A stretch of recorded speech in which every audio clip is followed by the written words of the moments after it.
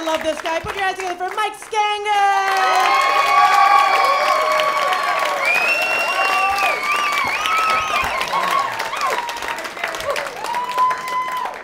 I think I heard someone whistle at me like a stripper. Hey guys, hope you enjoy this. So my set's gonna be a lot like sex. I'm gonna try real hard to last 6 minutes. I like that joke too. So I have this crazy idea in my head. I'm real obsessed with the idea of meeting a girl one day at a red light. I'm gonna pull up, we're gonna smile and wave at each other, we're gonna start talking, sparks fly, get in her car, we drive away, fuck my car. But it never happens that way. Every time I pull up to a red light next to a pretty young lady, I smile, I wave, I honk, I start yelling. And then the light turns green and she just speeds away. But every time I pull up to a red light and there's not a pretty young lady next to me, there's a fucking 7-year-old in the back of his mom's minivan who won't stop staring at me.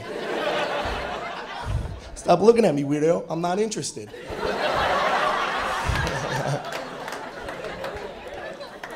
So I went on a date last week. Yeah. Thanks for clapping about my love life. So I went on a date last week, and it went well because it was one of the rare occasions where I convinced her to sleep with me. Actually, it wasn't me, it was the Jaeger, but I'll take credit. So I convinced this girl to come home and sleep with me, and we're in my living room, we're on my couch, and we're getting at it, and my dog comes in the room and sits down right next to us. And she got a little creeped out because she felt like my dog was staring at us. She got really creeped out when I started rubbing its belly. I like you guys. Some shows suck. I did a show about a month ago, and I hated it. It was a show for a bunch of ghosts. All they did was boo. Yeah. All right. Yeah. All right. That was the reaction I was looking for. Nice. All right, having fun. So I believe Febreze, the greatest product ever for getting the smell out of a couch, was created by a pothead who lives with his parents. It was made for us, by us. So. All right. So I've been going to the gym lately. Yeah, woo, but I'm just kidding. It's a made-up story. But for this story, I've been going to the gym lately.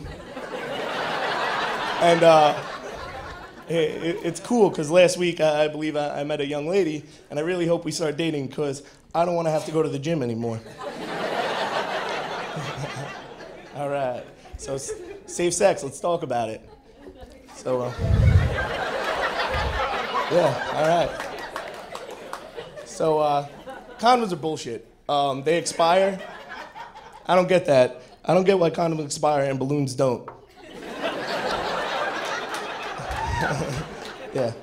And like they're sold in multi-packs. Like I buy a 12-pack and at the rate I'm going, it takes me about 6 years to use them all.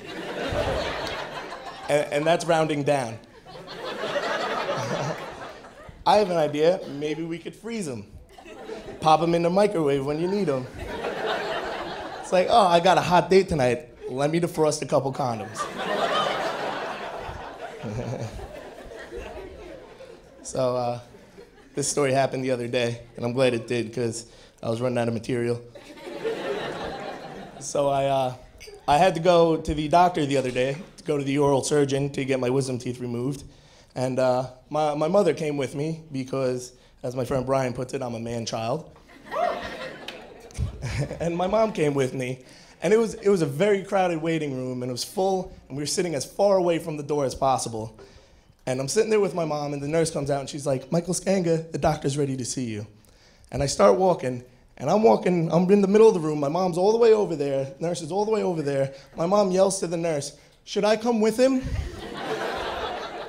And then the asshole nurse turns to me and goes, how old are you, Michael? Oh, I'm 23. Well, it's really up to you if your mommy comes in the back room. Bitch. So Now I'm in the doctor's office, and I'm in the chair, and the guy's talking with me. And he was a young guy, he was cool, and he's like, oh, you know, do you have a job? I was like, no. And then he's like, oh, so what do you do? I was like, I do stand-up comedy every now and then. And he thought that was fucking awesome. So he's trying to joke with me, you know. It was like a freestyle rap battle, but he was trying to do it with jokes. But so we're talking the whole time, and we're having a good time. And then it's time for me to leave.